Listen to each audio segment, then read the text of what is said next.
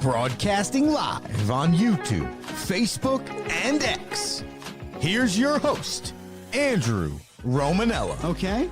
Like, just get the hell out of here. Nobody cares what you think if you're not a Mets fan.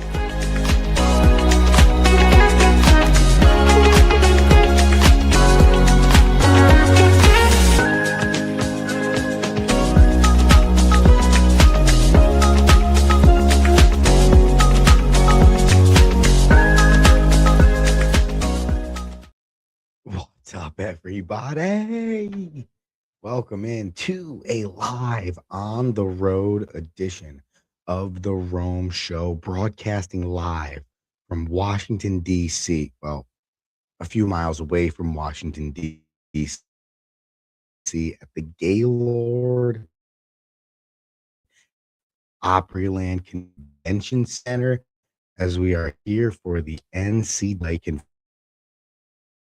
We are here at the NCAA Convention. We do not have any live updates for the people today, as we are only on day number 1 of the convention, but we found ourselves an exhibit room here where we could do ourselves a podcast, and we want to give you all the latest because Mike Tomlin is no longer the head football coach of the Pittsburgh Steelers.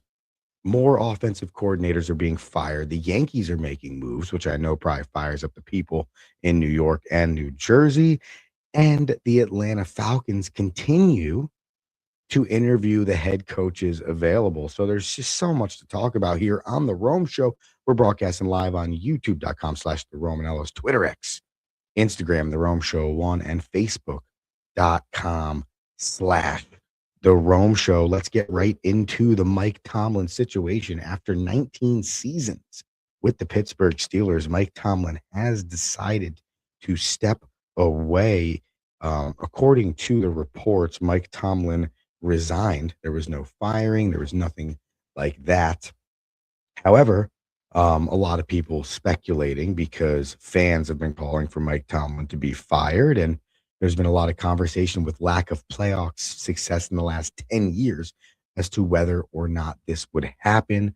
Mike Tomlin makes the decision on his own yesterday, just 24 hours after the Pittsburgh Steelers were eliminated brutally by the Houston Texans. In Mike Tomlin's 19 seasons with the Pittsburgh Steelers, 8 AFC North titles, 193 victories, 1 Super Bowl victory, and 0, which is probably the most important statistic that you're going to see on here, which is 0 losing seasons, which was a conversation piece that a lot of people did not want to talk about because they weren't winning in the postseason. However, being a Miami Dolphins fan, I would take that lack of success in the eyes of the Pittsburgh Steelers fan 10 out of 10 times. Here's your statement from Mike Tomlin. After much thought and reflection, I've decided to step down as the head coach of the Pittsburgh Steelers. This organization has been a huge part of my life for many years, and it has been an absolute honor to lead this team. I am deeply grateful to Art Rooney and the late Ambassador Rooney for their trust and support. I'm also thankful for the players who gave everything they had every day, and the coaches and staff whose commitment and dedication make this journey so meaningful. I want to also thank Steelers Nation. Your passion, loyalty, and high expectations represent what makes this franchise truly special. Coaching in Pittsburgh is unlike anywhere else, and I will always take great pride in having been a steward of this team. As many know, the Pittsburgh Steelers have only had 3 head coaches since the year 1970. Awesome staple of consistency in professional football. While the chapter comes to a close, my respect and love for the Pittsburgh Steelers will never change. I am excited for what the future holds for this organization, and I will forever be grateful for my time coaching in Pittsburgh. Mike Tomlin's comments after resigning from the 19-year post of head coach of the Pittsburgh Steelers. There are currently 9 head coaching vacancies in the National Football league. And now you start to rank these guys. Okay. You got John Harbaugh, Mike Tomlin, and Kevin Stefanski at the top of the head coaching list. Okay. For openings in 2026. The other day, Mike McDaniel was interviewed by the Atlanta Falcons. And I do think because of, anyone that has the ability to get Tua Tagovailoa to have some of the seasons that he had in his 5-6 years in a Miami Dolphins uniform probably deserves an interview. I'm not saying that he's the greatest head coach, but it's not like he went out there like some of these guys, 4-13, 5-12, atrocious, maybe a good season, atrocious. Despite what I feel as a Miami Dolphins fan, Mike McDaniel for the Dolphins was a pretty good model of consistency, right? Playoffs twice, generally 7-10, 8-9, 9-8. You're not, like I said before, atrocious, which I think a lot of football fans would appreciate, maybe outside the Baltimore Ravens and the Pittsburgh Steelers, but we'll save that for another conversation. But instantaneously now, first off, I think it is a great depiction of where sports are in our world right now, that there are 9 head coaching vacancies in the National Football League. There's no patience anymore. There's no take time to develop. There's no build. There's want instant gratification. And I think that's in every sport. I don't think that's just a National Football League thing. I believe that's a every sport thing. Coaches get a year and a half, 2 years, maybe 3 max before it's like, all right, haven't seen any results yet. Boom, you're out of here. And I'm not saying that none of these guys should have been fired. Harbaugh, 18 years, Tomlin, 19 years, Stefanski, 8 years. Like, there are some tenured dudes losing their jobs. Okay. But in that same breath, there's just as many dudes in a year, in a flash pan, year or two. Not good. Not good enough. Let's go. Move on to the next one. Because these owners, general managers, organizations, they can't afford it. They can't afford a year of being absolutely atrocious. Okay. Especially if you're a brand like the Pittsburgh Steelers. Especially if you're a franchise like the Baltimore Ravens with Lamar Jackson, Derrick Henry, with the roster that people believe you have, right? Some jobs that are exciting. The Giants, Steelers, the Ravens. Man, I think the Dolphins is a great job. Take my bias out of it. I think there's a lot to build around there. In theory, whoever gets the Browns job has a good defense, but as we've learned, based on the response of the rest of the league and Kevin Stefanski and what he did in Cleveland, it's more of a general manager thing than it is a head coach thing. There's a lot that needs to change in Cleveland before I think we figure out if the Browns can be better. But there are some jobs open, and Harbaugh, presumably, Tomlin, and I think Stefanski should have the opportunity to get any job. Like, if I'm a general manager and our head coaching position is vacant, that's my 3. I need to talk to Harbaugh, I need to talk to Tomlin, and I need to talk to Stefanski. I'm going to start there, and then we'll roll down the list. Okay, but 9 head coaching vacancies available right now in the National Football League. On your screen is what we have coming up this weekend in terms of the divisional weekend schedule.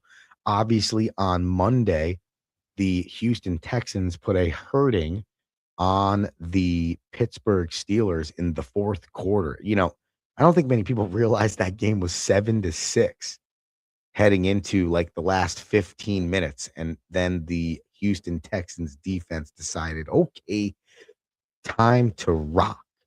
But this is your official schedule for the weekend. It's a 2-pack on Saturday starting at 4:30 and a 2-pack on Sunday starting at 3 p.m. What a really great game to get the NFL playoffs started with the Buffalo Bills and the Denver Broncos. Other news in the National Football League before we continue on here. The Los Angeles Chargers decided to fire offensive coordinator Greg Roman, which reports indicate was a very difficult decision for Jim Harbaugh. I don't know if it was the offensive coordinator or the offensive lines coach that needed to be removed in LA, but in the same breath, on the other coast, the Philadelphia Eagles did the same thing with Kevin Patullo, and they've removed him as their offensive coordinator. Now, two similar situations, but two completely different at the same time. What do I mean by that? Okay, you got the Chargers and you got the Philadelphia Eagles. I think two offenses where everyone, not everyone, but majority of people would agree have a quarterback and have a running back. Well, in the Chargers case, two combo running backs in Hampton and Vidal. Have both. You have them, right? You like the quarterback in Philly. You like the quarterback in Los Angeles. However, in Philly, okay, it's inconsistency. This is now going to be the fifth offensive coordinator in the last 5 seasons for the Philadelphia Phillies. Excuse me, Eagles. Think about that, okay, for a quick second, all right? Jalen Hurts, in his 5 years with the Philadelphia Eagles, 5 different offensive coordinators. And I believe the stat goes even deeper. And it's like new offensive coordinator at Oklahoma, new offensive coordinator before that at Alabama. I think he had 2 offensive coordinators at Alabama. It's like something as ridiculous as 7 of the last 8 years, 8 of the last 9 years, 8 of the last 8 years, in that range. Jalen Hurts has had a new offensive coordinator. So if you're an Eagles fan, you're wondering, why can't this team find any consistency? Why is our offense not as good this year as it was last year? Well, it's pretty gonna be like that until you finally get somebody in the door that you can keep for multiple years. Now, some of it's self-inflicted, right? Patullo was hired to replace Kellen Moore, who was hired as a head coach of the New Orleans Saints. So you lose Kellen Moore for the right reasons, but then it's your choice to bring Patullo in. It doesn't work out. And now you have to go to another offensive coordinator. It's not it. And I understand, like I said, you're going to lose coordinators.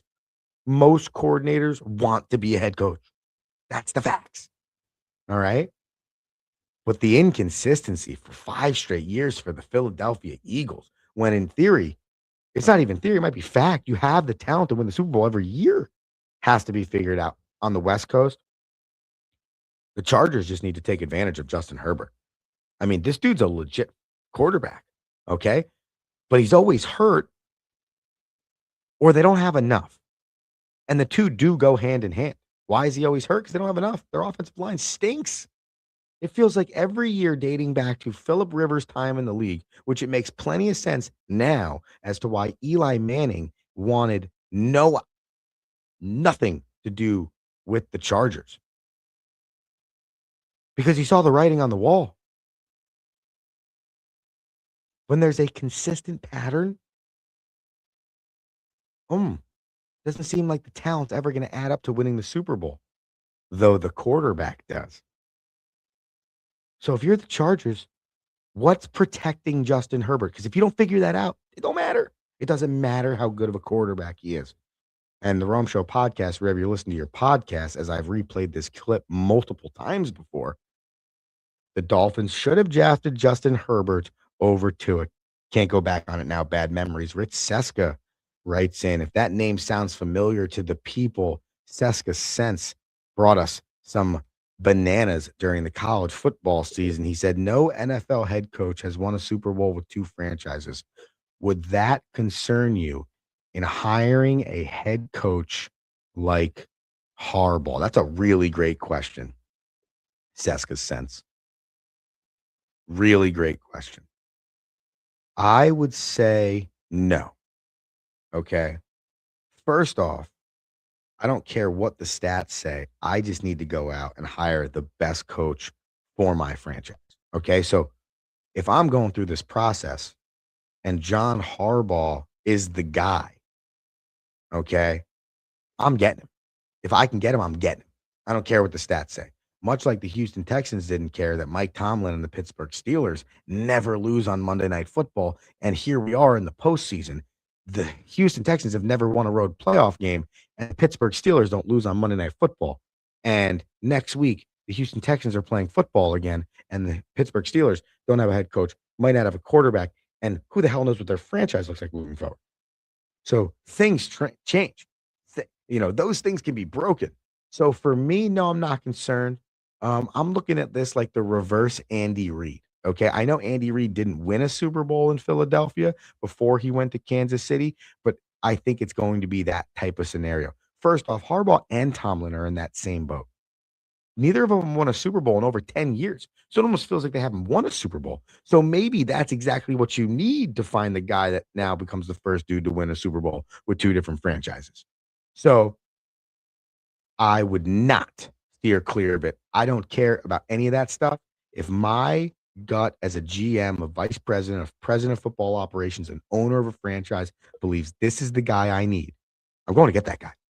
I'm doing anything I can in my power to go get that guy because that's what I believe my franchise needs. Rich Seska, thank you for the write-in. You as well can write in on youtube.com/the Romanellas.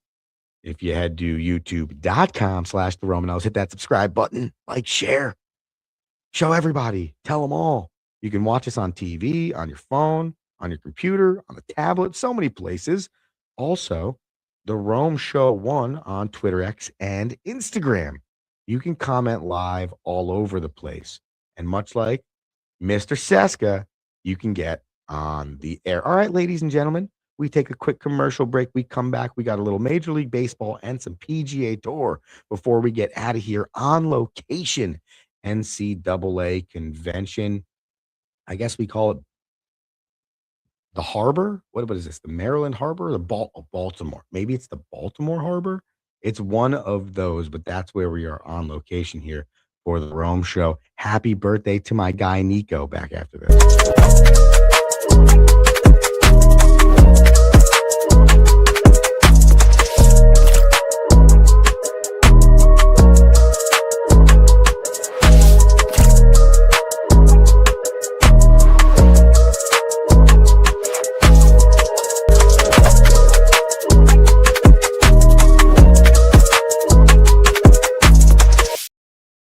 What is one thing every great leader has in common? They challenge their people to not stop at the first right answer.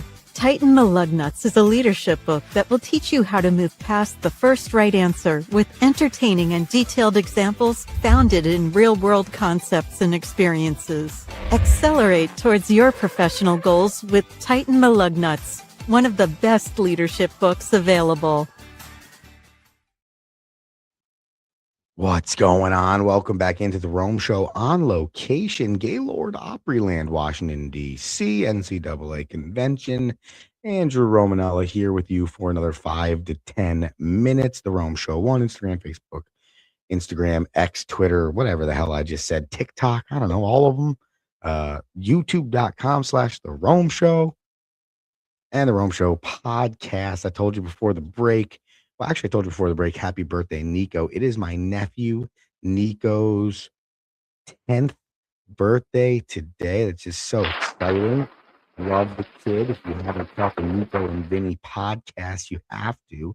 Just search the Nico and Vinny podcast. So many ventures the Rome Show gets into. But my guy, Nico, turns 10 today, and he is electric microphone. So I think for his birthday, from you, the listener, the one thing he'd appreciate is you tuning in to the Nico and Vinny pod. We mentioned yesterday that the PGA Tour has made a decision on Brooks Koepka. What we got today is the official information with which a live player, or the penalty with which a live player must go through if he wants to leave live and try and be reinstated into the PGA Tour.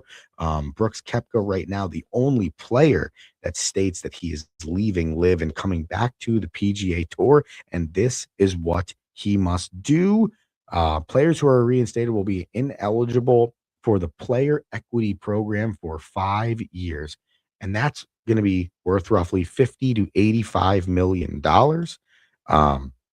And on top of that, any player that is working their way back to being reinstated from LIV to the PGA Tour is ineligible for FedEx Cup bonuses. So for Koepka, that would be in 2026. For any other player, that would be the year with which they decide to come back to the PGA Tour. The player equity program in the PGA Tour is essentially like revenue sharing. It's the PGA Tour's response to essentially LIV, and the LIV model of, we're going to give you a contract. You're making your money whether you win or you lose in this tournament, and then there's more money to be made. Well, the PGA Tour can now keep their model similar. Hey, there's purses. You win what you win. You don't win what you don't win based on your placing, but there is an equity program that's going to pay the players out. That's going to give them the opportunity to make some more money. You're out of that for a few years. Only players who have won a major or the Players' Championship since 2022 have the ability to be reinstated into the PGA Tour as a returning member. So if you look at the LIV field, that means that only 4 players are allowed to come back to the PGA Tour. I love this. Okay, I love this. You left golf's greatest league, golf's greatest tour, whether it had its issues or not, you left it high and dry. And you believe, and that's fine. You have every right to get your money. I don't care. That's what you wanted to do. I would have never left the PGA Tour.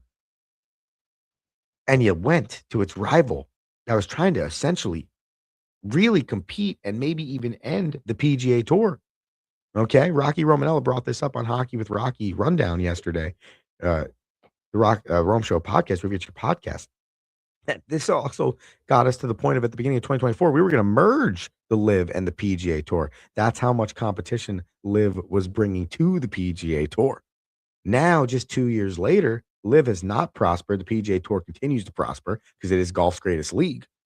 And the new president, CEO of the PGA Tour is putting the hammer down on dudes that left it high and dry. So only 4 people, Koepka, Bryson DeChambeau, Jon Rahm, and Cameron Smith, are eligible to return to the PGA Tour. Outside of that, all the other people can go scratch and sniff, and they'd have to re-earn their PGA Tour player card. Isn't that not wild? Finally, to finish, the player that is attempting to be reinstated, I think this is an awesome add-on to this, must donate $5 million to a charity so others win with your stupidity. I mean, looking back on this thing after 3 years, it's crazy. I never believed the PGA Tour was going to get, I don't know, suffocated out by LIV. Never believed it. Okay, that was never on my mind. But I did believe the two could exist. And I did believe that if guys went to LIV, they would want to stay at LIV. But it looks like the history, it looks like the fame that you get from, it looks like the respect and the credibility you get from in golf from winning the game's greatest on the PGA Tour rather than winning anything on LIV will always reign supreme. And therefore, you're going to see these guys, well, especially these 4, all right? Because everybody else, you might be a LIV golfer for the rest of your time. And that is crazy to think you wouldn't be able to do the Augusta, no Masters, no US Open, like none of the majors, none of that. I just can't imagine that's going to be as fun. In Major League Baseball, Nolan Arenado was traded to the Arizona Diamondbacks, the third baseman that was drafted by the Colorado Rockies and then traded a few years ago to the St. Louis Cardinals, now makes his way to his 3rd Major League Baseball team. He's played 13 years in Major League Baseball, 8 All-Star appearances. At 34 years old during the 2025 season for the St. Louis Cardinals, he played 100 and 7 games, hit 237, had 12 homers, 52 RBIs. Very injury riddled season last year for Nolan Arenado. In his 5 years in St. Louis, he hit 266 with 118 homers and 424 RBIs. He is a career 282 hitter, 47 homers away from 400. So this is not a schlub that the Arizona Diamondbacks just traded for, but this is a dude that has not hit over 272 in over 3 Major League Baseball seasons and hasn't hit 300 since the 2019 season. Now, I'm not saying that that necessarily matters, okay, because in 2022 and 2021, he had over 100 RBIs. He's got 7 total seasons in his career with 100 or more RBIs, 5 seasons with 110 or more RBIs. But we're talking 7, 8, 9 years ago. Okay. So I think a nice move, veteran presence wise, for the Arizona Diamondbacks. It does give you somebody, okay, that has been there before at an elite level, but not a lot of winning in Nolan Arenado's career. Arizona, though, set up to possibly go back. I mean, 2 years ago in the World Series, there's talent on that roster. The Yankees, they make a trade for Marlins left-handed pitcher Ryan Weathers. That's a really good move for the New York Yankees, who now have a projected starting lineup of as follows for the 2026 season. We're looking at Max Fried, Cam Schlittler, Will Warren, Ryan Weathers, and Luis Gil, not to be confused with Luis Gil, who is not a person. 38.1 innings pitched last year for the Marlins. A little bit of an injury year, not terrible. Had 37 strikeouts to 12 walks. Going to attack, going to be in the zone. A left-handed dude, 2-2 on the mound. Like I said, injury year, 8 total starts for Weathers. And I think Yankees fans are going to be excited about that. Career 4.93 ERA in 5 years, however, played for the Padres and the and the Marlins in stints of time when the Padres and the Marlins were not great to finish. The Kyle Tucker sweepstakes continues to go on, with the New York Mets and the Toronto Blue Jays emerging as the primary spots for Tucker. The Blue Jays offered Tucker a long-term deal, where it is being rumored that the New York Metropolitans only offered Tucker a short-term deal worth roughly $50 million annual value. Kyle Tucker last year, a 1-to-1 K to walk ratio and an above 500 slugging percentage. He is one of only 2 players in Major League Baseball to accomplish that. It is him and Juan Soto. However, it was the back end of the season that has hurt Kyle Tucker's stock, hitting 230 combined in the months of July and August. If I'm a Mets fan, it's nice to hear your name come up in news, but of course, we're thinking about signing the guy that was atrocious late in the season, just like the Metropolitans were last year. Got a text from my brother yesterday. Like I said, Hockey with Rocky every Tuesday, Rome Show podcast, where you get your podcast if you missed it. Got a text from my brother yesterday. He goes, "Are the Mets a real organization?" And I started laughing. And it's like, dude, it's not just the Mets. There's so many professional franchises out there where you as a fan just sit there, you shake your head, and you're like, what the hell are we doing? Does anyone in my franchise have a sense of urgency to win? Does anyone in my franchise have a sense of urgency to do anything correctly? So as a Mets fan right now, I feel that on the highest level. And that's why I'm saying I think the Yankees fan wakes up this morning with the Weathers move and is excited, because it's like, hey, this might not be the greatest arm of all time, but we did something. We did something in an area where we needed to do something. And I think in the offseason, that's all the fan wants. Doesn't matter the sport, Doesn't matter the team. The fan just wants to know the franchise is doing something to try and make the team better. So if you're out there, Mets brass, and you can hear the Rome show right now, let's shelve the casino build for a quick second. Let's get back on the offseason moves, and let's start to work on making the Mets a team that can go back to that old NLCS competing for a World Series like they were 2 years ago. Thank you, ladies and gentlemen, for tuning into this on the road edition of the Rome Show, NCAA convention, Washington, D.C. We're calling it Gaylord Opryland. Happy birthday to my nephew, Nico. I don't know if he's listening to this. I tell him every day, you're getting ready for school in the morning. No better way to get your waffles right, get your mind right before you get on the bus than listening to the Rome show. Nonetheless, Nico and Vinny show. I love the kid. Wish him a happy 10th birthday. I hope he hears it. If he doesn't, then do me a favor and check out the Nico and Vinny show on his behalf. The Rome show will be back from the convention tomorrow, hopefully with some NCAA news, as there's some voting going on today, which will try and get our ears into the doors to get you the information. Andrew Romanella, follow us on the social medias. Appreciate the people. Until tomorrow, I am saying peace.